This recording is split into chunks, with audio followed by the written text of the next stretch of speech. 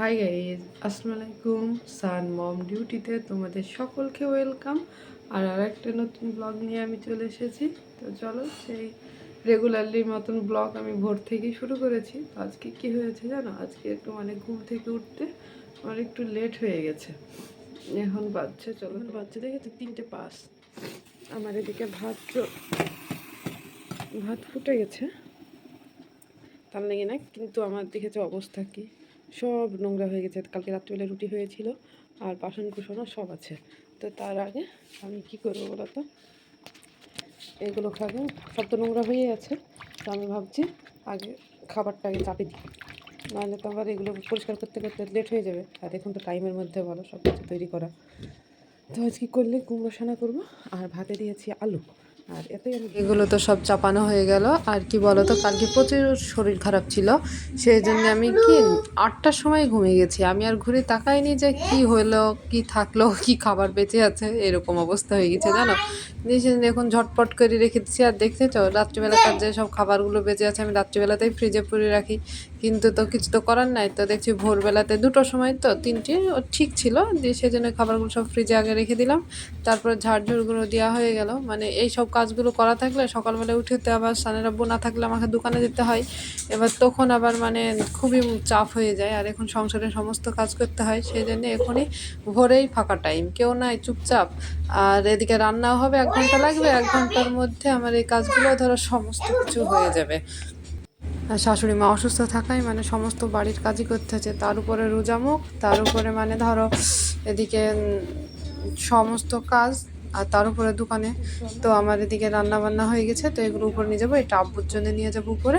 আর আমরা একই থালাতেই খাই, সানের আব্বু আর আমি দুজনেই ভোরবেলায়। তো কালকে আবার শুক্রবার ছিল, শুক্রবারে আবার নামাজ আছে। আর আমি দোকানে এসেছি, তার কারণ হচ্ছে আজকে জুম্মাবার।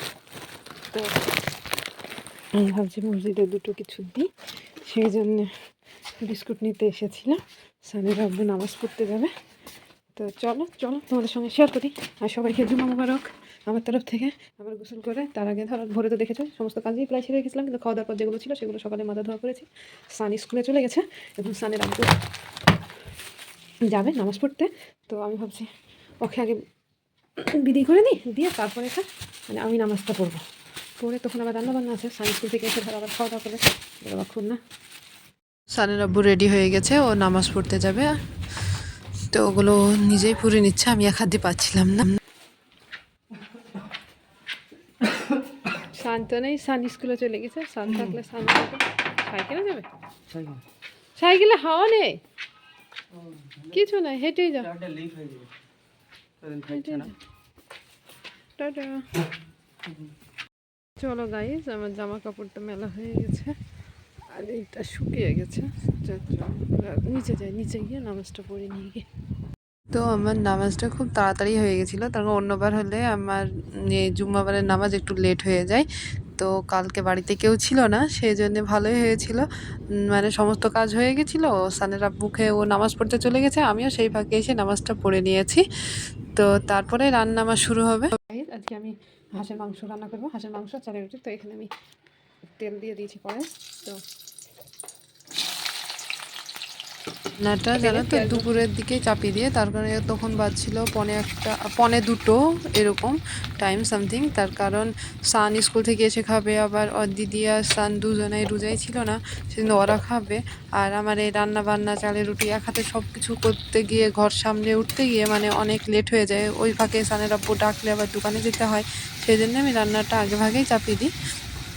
এখানে আমি পেঁয়াজের সঙ্গে রসুন, আদা, তেজপাতা আর লবঙ্গ আর দারচিনি যা যা লাগে সমস্ত কিছু দিয়ে আগে ওটাকে, আর টমেটো দিয়েছি, হাঁসের মাংস তো নইলে গ্যাস করবে, একটু টমেটো দিলে সানের আব্বু খায়ও ভালো। তো সেই জন্য টমেটো দিয়ে ওটা সব কিছু কষে নেওয়ার পর তারপর মশলা অ্যাড করেছি, শুকনো মরিচ, হলুদ, আর আমার কাছে যে ওই কুটা মশলাটা থাকে সেটা, তারপরে মাংস দিয়ে দিয়েছি। এবার এটা দিয়ে কষবো, হাঁসের মাংস তো একটু ভালো করেই কষতে হবে। তারপর এটা ভালোভাবে নেড়ে চেড়ে কষে নেওয়ার পর লাস্টে মিট মশলা, শাহি গরম মশলা, আর নামানোর সময় একটু জিরে ভাজা দিয়ে আমাদের মাংস রান্না রেডি হয়ে যাবে। তা আমি আর তোমাদেরকে ফুল ভিডিওটা করতে পারিনি, তার কারণ ভিডিও করার রান্না করাটা অনেক টাফ। তো এটা আমি দিতে যাচ্ছি উপরে, দিয়ে আসি। আব্বুর জন্য এখানে একটা করে রাখা হয়। এখানে মাংস থাকলে এখানে চালের রুটি তৈরি করে অর্ধেক আমি নিয়েছি, অর্ধেক আব্বুকে দিয়ে দেবো। আর আব্বু এখানে ফল কাটা আছে। আব্বুরা তো নাই, মাকে নিয়ে ডাক্তারখানে গেছে, আমার শাশুড়ি মা অসুস্থ। তো সানডে রেডি, তাই তো? শোনো শোনো, আজকে তো জুম্মাবাদ ছিল, তুমি তো নামাজ পড়তে যেতে পারো নি? স্কুল ছিল? স্কুলে পড়া করো তুমি? দেখো মাংসটা আবার পুড়ে যাবে। না, মাংস পুড়বে না। আর আজকে আমাদের ইফতারি হচ্ছে ফল। আজকে ফল তাও অল্প করে কেটেছে, তার কারণ ফল খেয়ে, ফল প্রায় পড়েই থাকে সব রকমের ফল কাটলে।